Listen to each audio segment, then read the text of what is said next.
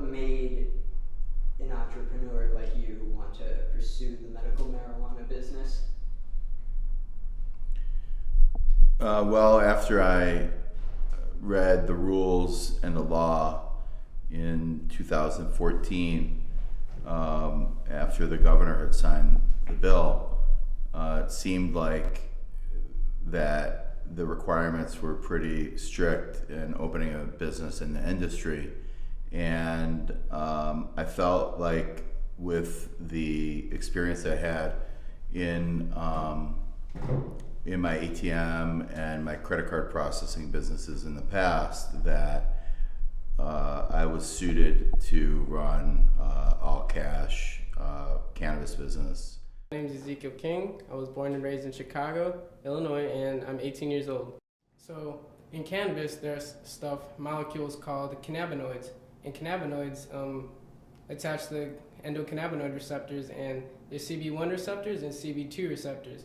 CB1 receptors are for the brain and the nervous system, meaning cannabis is a neuroprotectant, and with people that have neurological problems and even in their nervous system, it can help protect the already good cells. And everybody in the human world can benefit from the CBD molecule because CBD is a neuroprotectant, it's an anti-inflammatory, it is an antibacterial, and that's all the body needs to keep striving and do what it's supposed to be doing. So yeah, Bruce Rauner, he's kind of a roadblock right now in the cannabis industry because he is saying that marijuana itself, the plant, doesn't have any medical form or uses, and I think that Bruce Rauner is not the best person to be deciding these because the people that are in legislation right now that are calling the shots for what's going on with like marijuana and medical cannabis are people that are uneducated about it, people that don't know a lot about it, haven't smoked it, haven't seen the people that have used it, and I think there needs to be what's the word for it, like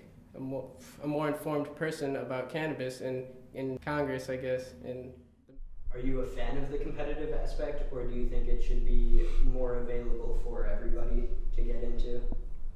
There's a legalization bill that has been in development. I don't think it's been introduced anywhere yet, but it's in development.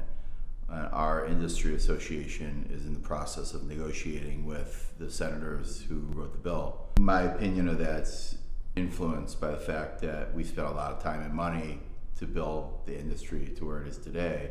And whereas in legal markets, when states decide to sell cannabis to all adults, then typically there's more dispensaries that open up and more licenses.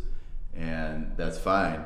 The question is, will existing license holders be able to apply and obtain more licenses by right, or would we have to compete against other inexperienced people? How many licenses would be available?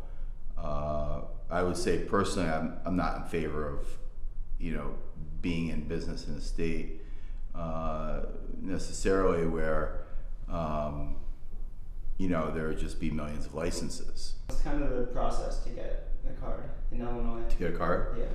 So in Illinois, there's 41 conditions, and there's an application. You have to complete the application, pay a fee. I think it's between $100 and $250, depending on how long you want your card to last for. Well, Governor Rauner has not made the program easy to develop, unfortunately. The one thing that Governor Rauner did do to help the program is through a large negotiation from our industry with politicians that were in favor of expanding the program and the administration, we did get extension to the program, which is a pilot program still. It was due to expire this year. It's been extended to 2020, and they did add PTSD and terminal illness as conditions. Governor Quinn's program, medical cannabis program, consisted of the 40 initial conditions, but the most important aspect of the program was that he created a way for the program to develop and have more conditions as time went on. There was an advisory board that the people on the board were appointed by Governor Quinn. It consisted of doctors, medical professionals, and patients in the industry. And every 6 months, patients that had conditions that were not qualified were able to petition the state to add these new conditions. And so there were at least about a dozen conditions that this medical advisory board recommended to the Department of Public Health to approve and to add as conditions to the program. The problem is that under Governor Rauner, that's really his decision. The head of the Department of Public Health is an appointed position by the governor and is really just a puppet of Rauner's in this situation. They denied to add every condition that the advisory board recommended. So it's kind of hard for progress right now in this industry. Right, we have done everything we can to do our education and these workshops and find the people that meet the criteria of one of these 41 conditions.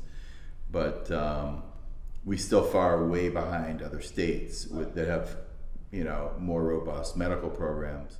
Now, we don't even know all the cannabinoids that exist. There's so many of them, there's thousands, and we only know of a few today. So there's so much more research to be done and more to be discovered. It's endless right now. It's only the start.